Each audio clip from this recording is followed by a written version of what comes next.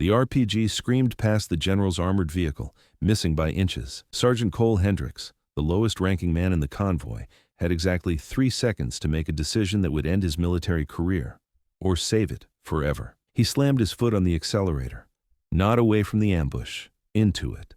What happened in the next 8 minutes would turn just the driver into a legend who paid for glory with his legs and never once said it wasn't worth it.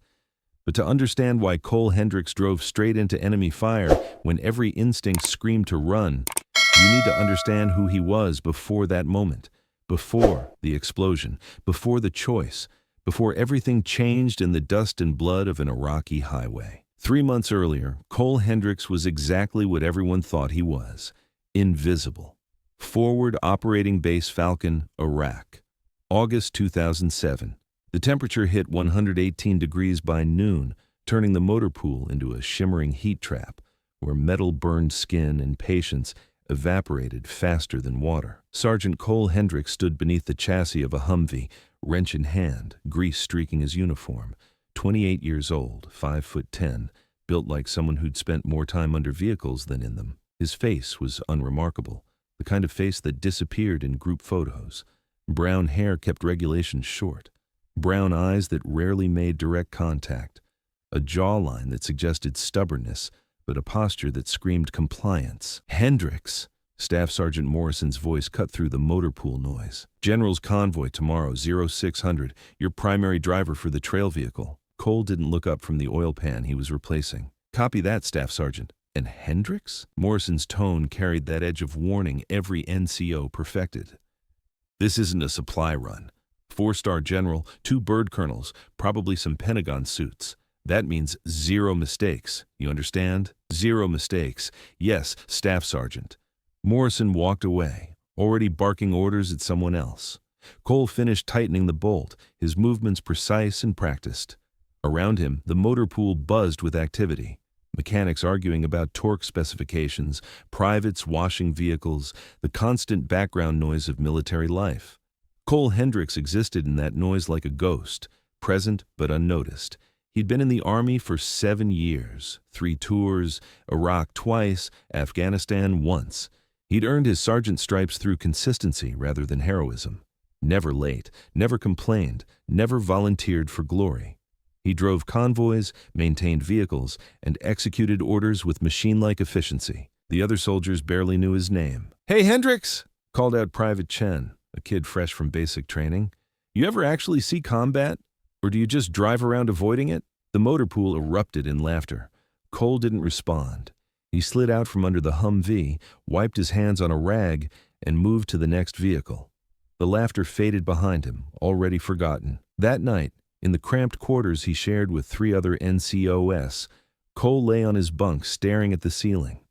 His roommates were playing cards, their voices a constant chatter about home, girls, their plans after deployment. Cole didn't join in. He never did. On the wall beside his bunk, he'd taped a single photograph, not of family or friends. It was a picture of his father, Master Sergeant David Hendricks, killed in Desert Storm when Cole was 6 years old. His father wore his dress uniform in the photo, standing at attention, eyes forward, expression serious. Everyone who'd known David Hendricks said the same thing. He was a real soldier, a warrior. Cole had spent 22 years trying to be that, trying to be noticed, trying to matter. But in the Army's vast machine, some men were warriors, some were leaders, some were heroes, and some were just drivers. Cole closed his eyes, unaware that in less than 12 hours he would become something the Army had no category for. The convoy assembled in the pre-dawn darkness. 5 vehicles, 2 gun trucks, 2 armored Humvees, and Cole's supply truck bringing up the rear. Standard configuration for a general officer movement through semi-hostile territory.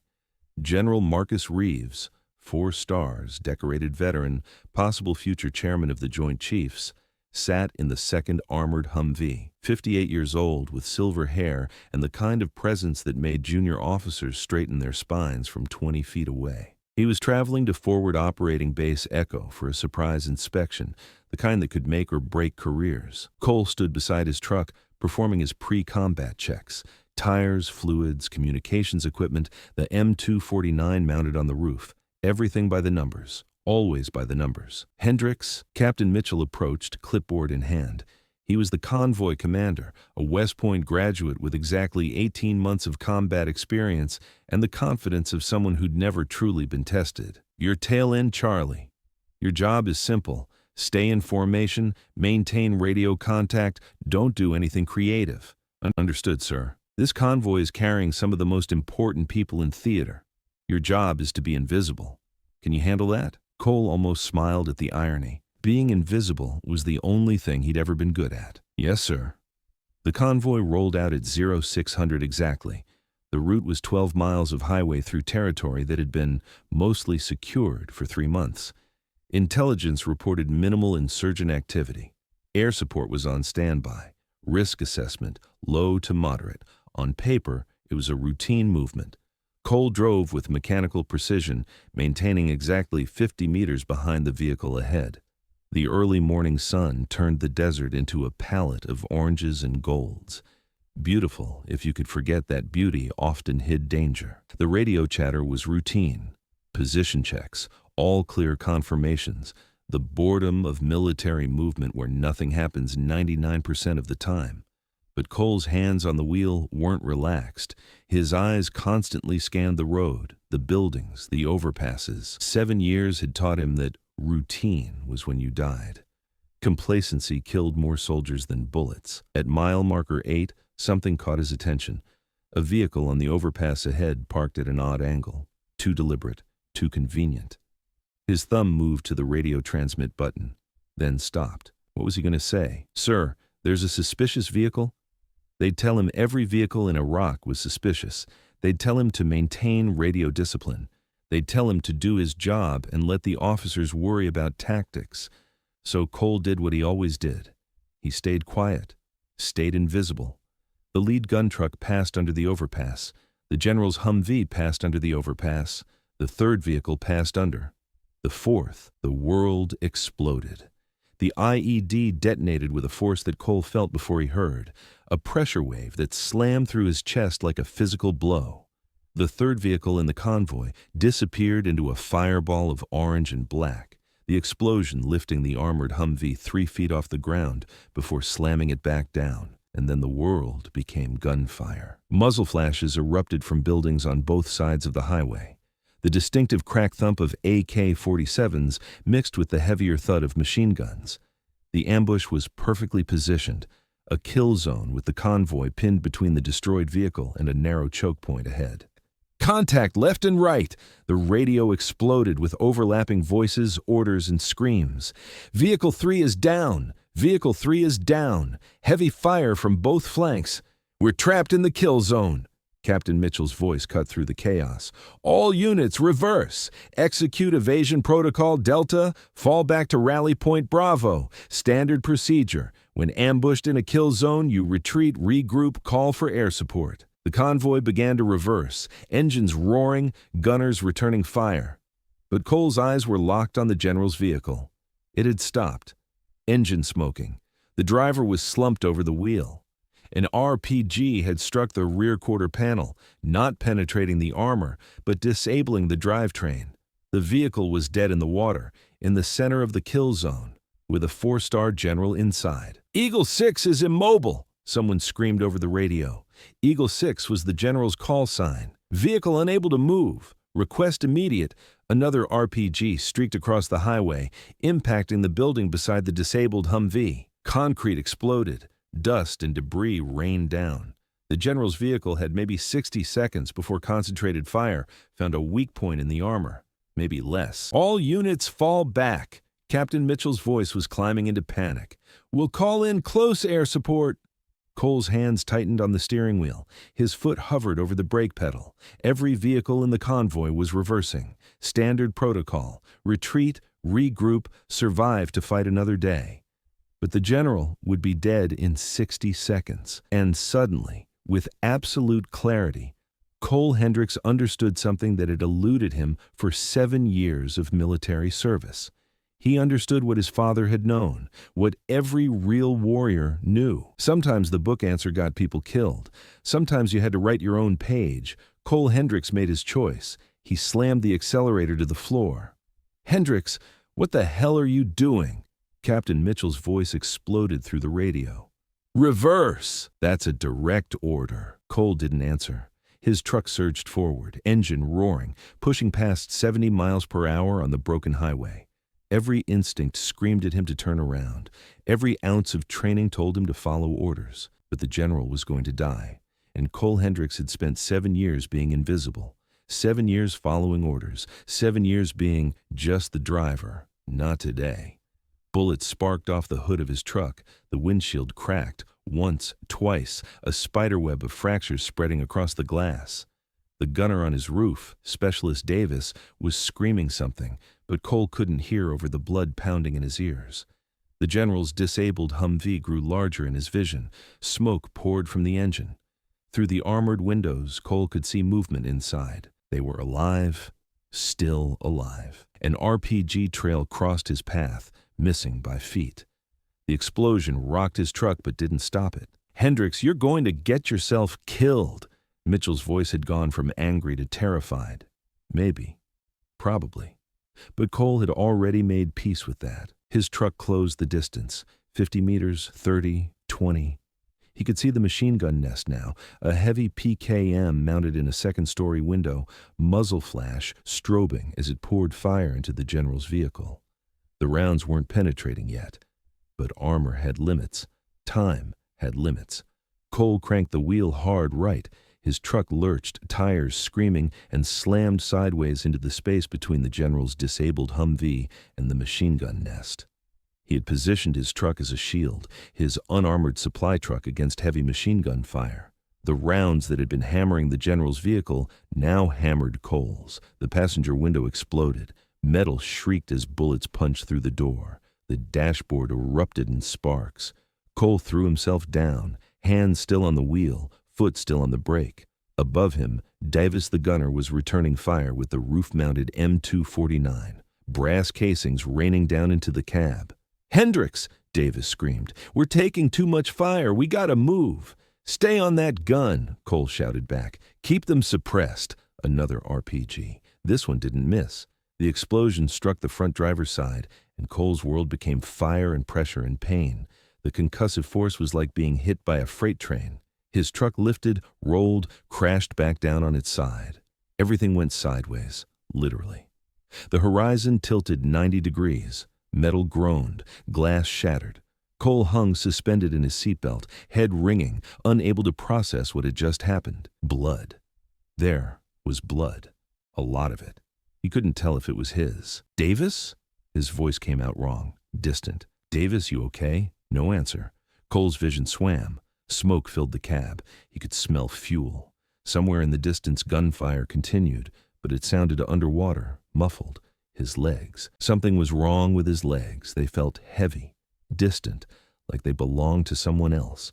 He tried to move them. Nothing. They wouldn't respond. Through the shattered windshield, Cole could see the general's Humvee. The door was opening. Figures were moving. The general's security detail, pulling their protectee out, covering his movement. They were alive. Getting to cover, getting to safety. Cole tried to unbuckle his seatbelt. His fingers wouldn't cooperate. Everything was getting dim. The edges of his vision were going dark. "Hendricks, hold on!" Someone was pulling at the door. Voices, movement, hands grabbing him. His legs. Jesus Christ, his legs. Get him out now! More explosions, gunfire, the sound of rotors, helicopters inbound. Cole's last conscious thought before the darkness took him was simple and clear. The general was alive. That was enough. Cole woke up 3 days later in Landstuhl Regional Medical Center in Germany. The first thing he noticed was the silence. No gunfire, no explosions, just the steady beep of medical equipment and the antiseptic smell of a hospital. The second thing he noticed was that he couldn't feel his legs. Sergeant Hendricks, a doctor, appeared beside his bed. Colonel Hayes, according to the name tape. 50s, gray at the temples, the kind face of someone who delivered bad news professionally. "You're at Landstuhl. You've been sedated for 3 days. Do you remember what happened?" Images flashed. The explosion. The general's vehicle. The RPG. Fire. The general? Cole's voice was a rasp. Is he? General Reeves is alive and uninjured, thanks to you.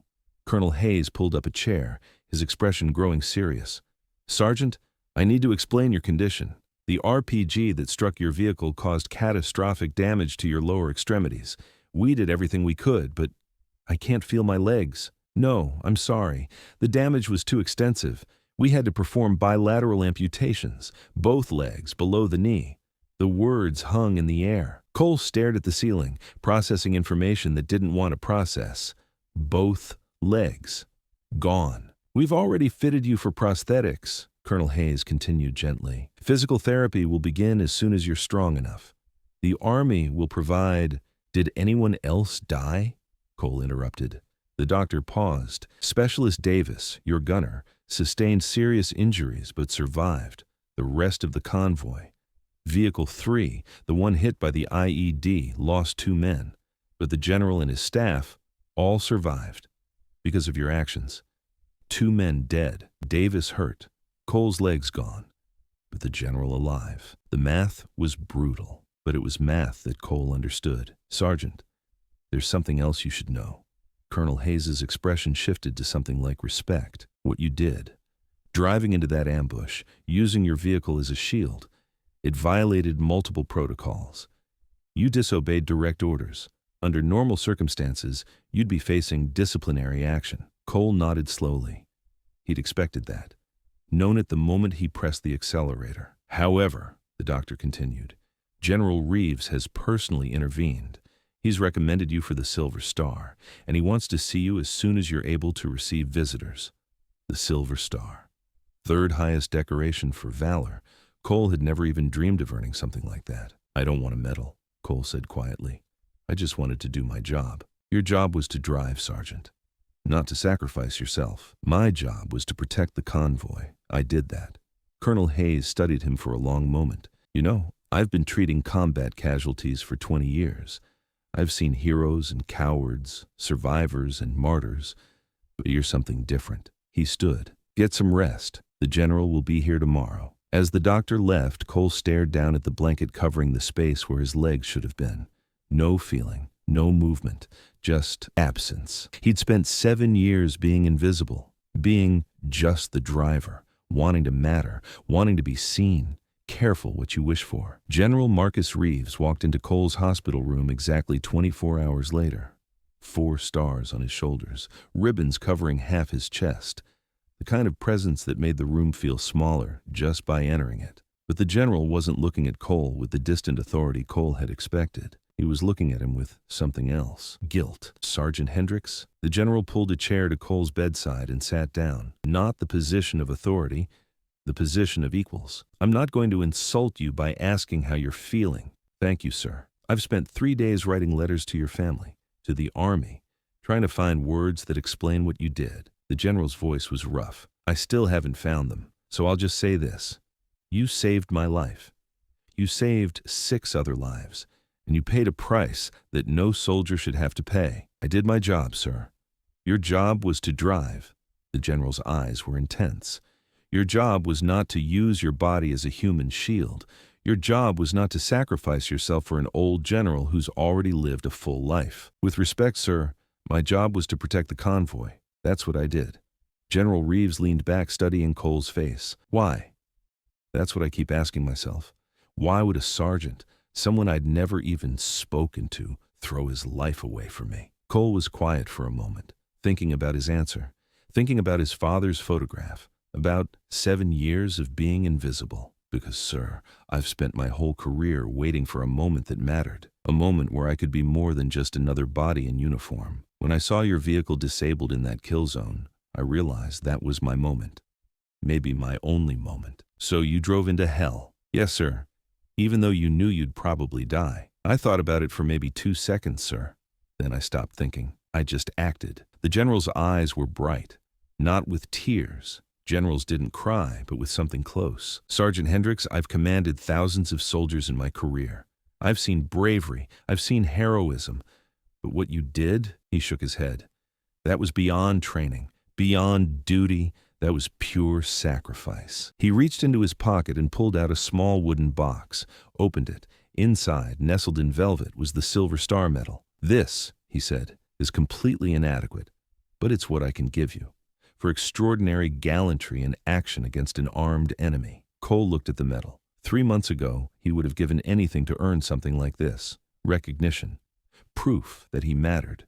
Now it just seemed like a piece of metal. "Sir, with respect, I don't need a medal.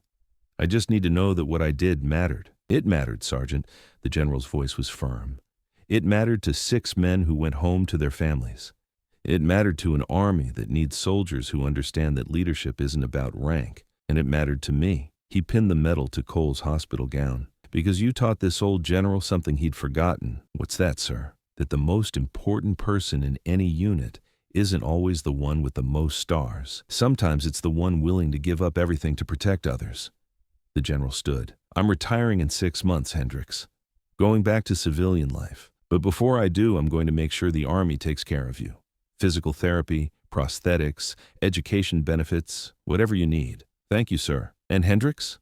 The general paused at the door. "You said you wanted a moment that mattered. You got one.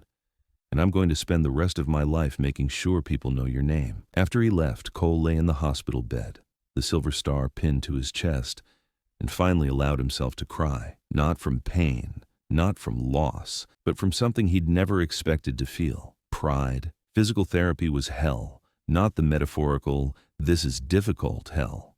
Actual, physical, sweat and screaming hell. Cole spent 4 months at Walter Reed Army Medical Center, learning to walk again on prosthetic legs that felt wrong, legs that didn't respond like real legs that turned every step into a conscious effort. "Again," said his physical therapist, Captain Morrison. Different Morrison from his fob.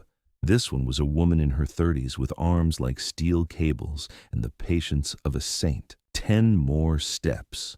Cole gritted his teeth, forcing his prosthetics forward. 1 step, 2, 3. His stump throbbed. Phantom pain. The cruel joke where your body insists that parts that no longer exist are still hurting. 4 steps. 5, 6. His balance wavered. The parallel bars he was gripping were the only thing keeping him upright. 7, 8, 9. "One more, Sergeant. Just 1 more."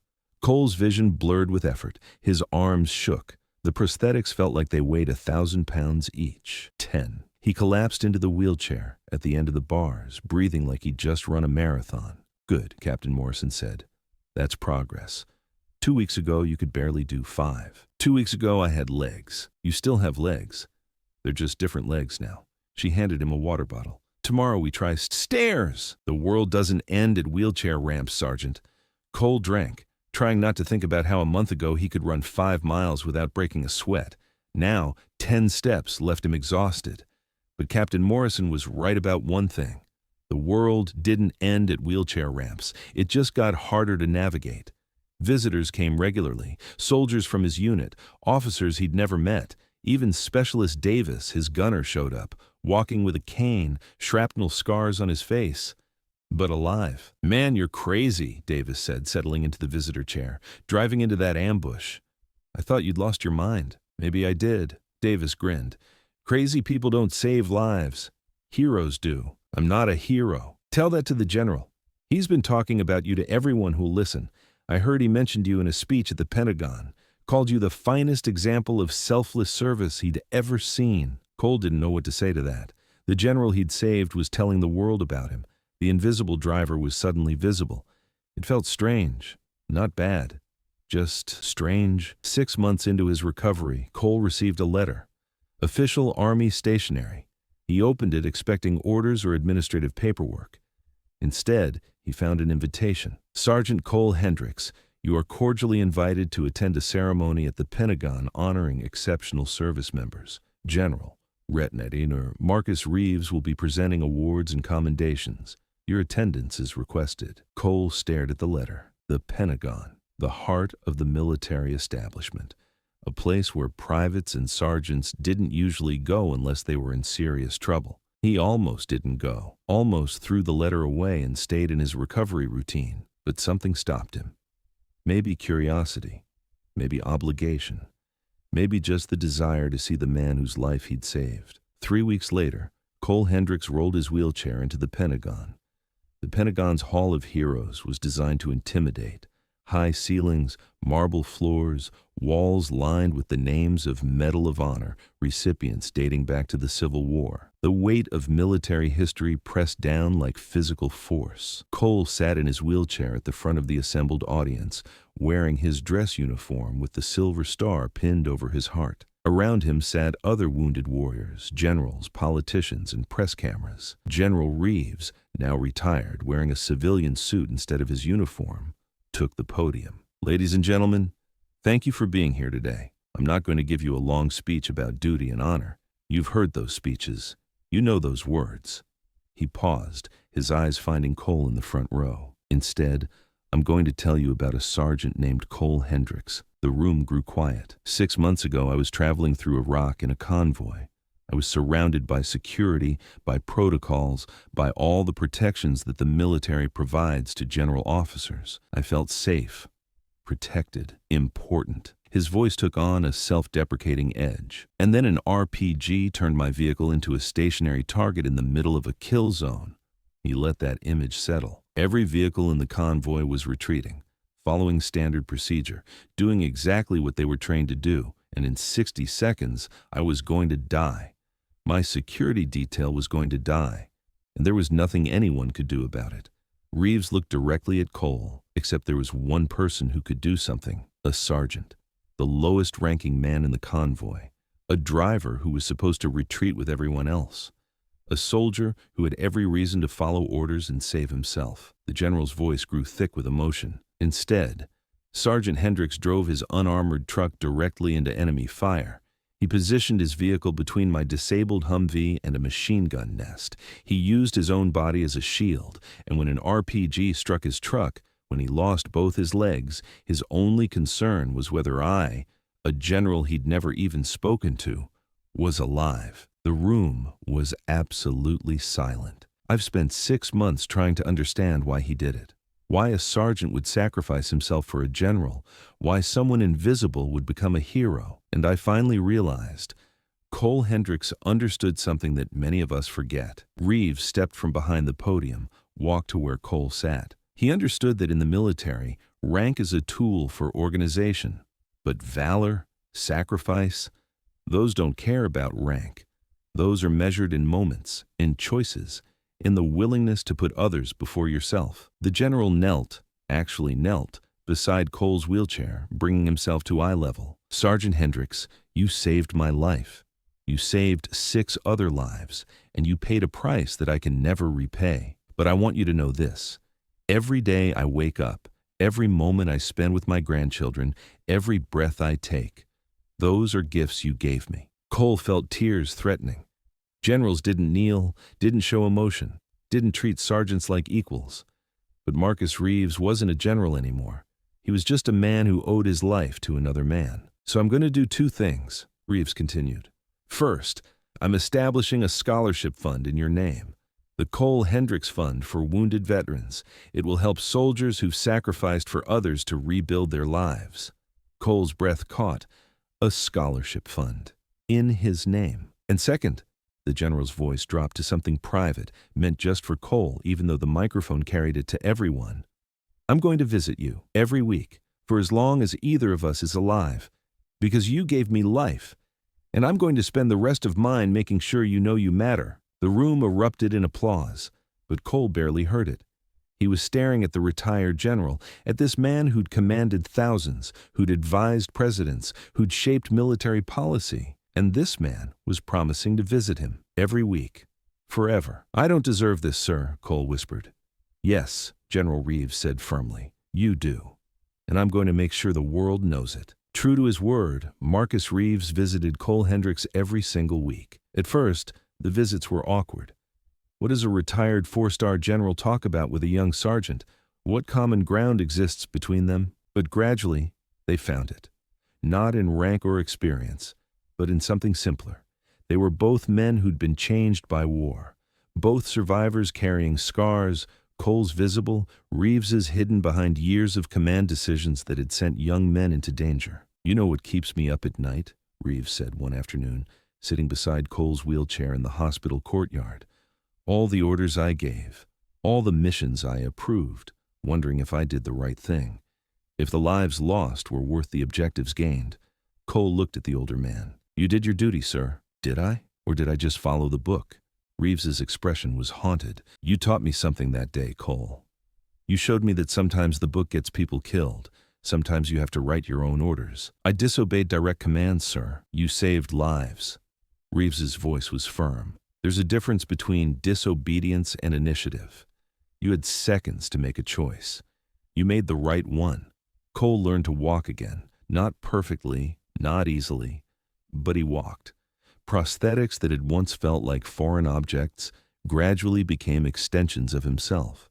Steps that had required conscious effort became automatic.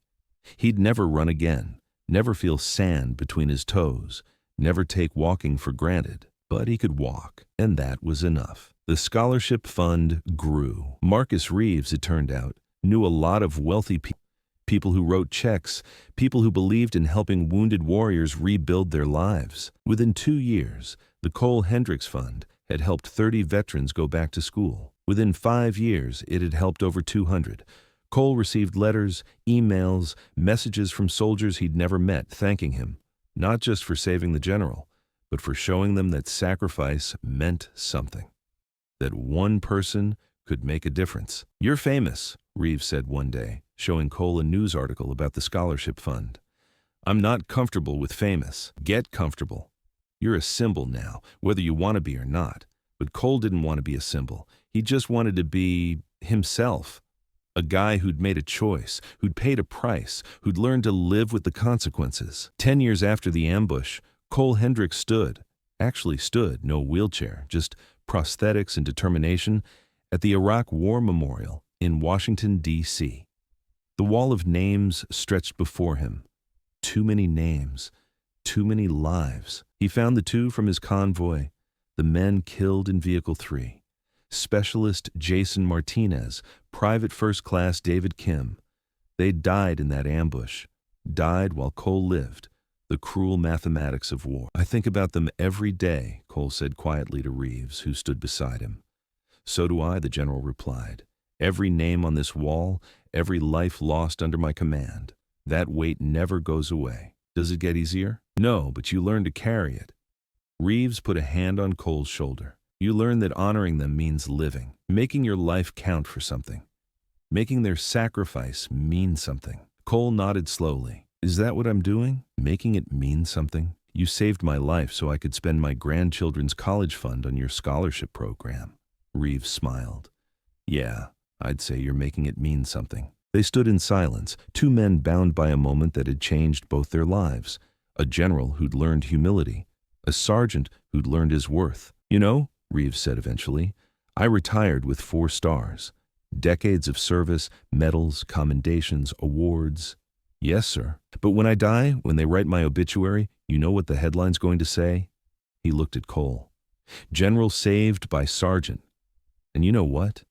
I'm okay with that. Because being saved by you is the most important thing I ever did. Cole felt tears threatening again. After 10 years, you'd think he'd run out of tears. I was just the driver, sir. No. Marcus Reeves's voice was firm, absolute. You were the hero. You were the man who taught an entire army that rank doesn't measure worth. And I'm going to spend the rest of my life making sure people remember that. The sun rose over Arlington National Cemetery, painting the rows of white headstones in soft gold. An elderly man in a wheelchair rolled slowly along the path, his movements practiced, efficient. He knew every curve, every slope, every turn.